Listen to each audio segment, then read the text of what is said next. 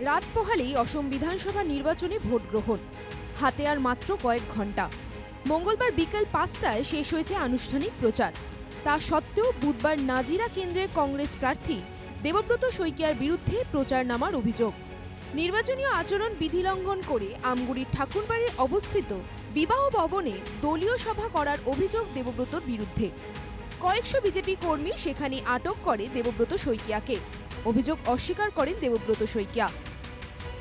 দলীয় সভা করার অভিযোগে দেবব্রত শইকীয়াকে বিবাহ ভবনে আটকে রাখে কয়েকশো বিজেপি কর্মী। অভিযোগ, প্রশ্নের জবাবে দেবব্রত জানান নির্বাচনী আচরণ বিধি ভঙ্গন করেননি তিনি। এ নিয়ে বিজেপি কর্মীদের বক্তব্য শুনে নেওয়া যাক।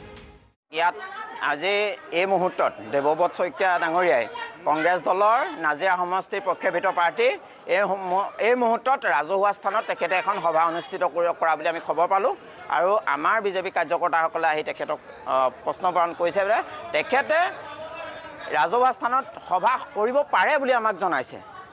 আমি প্ৰশাসনৰ লগত ইতিমধ্যে সুধিছোঁ এই বিষয়ে। প্ৰশাসনে এই বিষয়ে কৈছে যে এতিয়া এই মুহূৰ্তত ৰাজহুৱা স্থানত কোনো সভা কৰিব নোৱাৰে।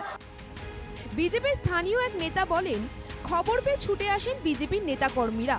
তাদের প্রশ্নের জবাবে দলীয় সভা করার কথা স্বীকার করেন কংগ্রেস প্রার্থী দেবব্রত শইকীয়া। প্রশ্ন উঠেছে, দেবব্রত শইকীয়া তো কোনো সাধারণ কেউ নন, তিনি নির্বাচনী প্রার্থী। এমনকি পরে নিজের ভুল স্বীকারও করেছেন বলে দাবি বিজেপির। আজি তেখেতলোকে আহি ইয়াত এখন মিটিং কৰি আছে। এই মিটিং কৰি আমাৰ কৰ্মকৰ্তাখিনি আমাৰ কাৰ্যকৰ্তাখিনিয়ে গম পাই পেলাই আমাক খবৰ দিলে আহিলোঁ, কথাটো সুধিছোঁ কি কৰিছে, বোলে মিটিংখন কৰিছোঁ। মিটিংখন কৰাটো আপুনি ক'ত কৰ্তৃত্ব পালে, মোক বোলে মোৰ ভুল হৈছে। তেতিয়াহ'লে বোলে ভুল হোৱা কথাটোতো তেহেঁতে স্বীকাৰ কৰিছে অলৰেডি। ভুল হৈছে কাৰণে ভুল, যদি এইটো ইমান এটা ডাঙৰ মানুহ এজনে ভুল কৰে আৰু এইটো এতিয়া এলা পেচা কথা নহয় এইটো। খবর পেয়ে ছুটে আসে পুলিশ ও প্রশাসনের কর্তারাও।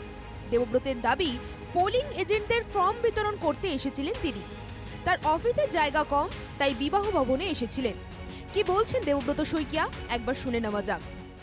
কেপাচিটি 100 অফিসার, ইয়াতে হল আপনার ধরক 200 সামথিং হব, 58 ইন্টু 120। মোৰ অফিসত কেপাচিটি নাই। এইটো জেগা আমি লৈ ল'লোঁ, ফৰ্ম ডিষ্ট্ৰিবিউট কৰিবলৈ লোৱাৰ পিছত এতিয়া তেখেতসকলে কোনোবাই কমপ্লেইন দিলে আৰু আমাকে যাব নিদিয়ে।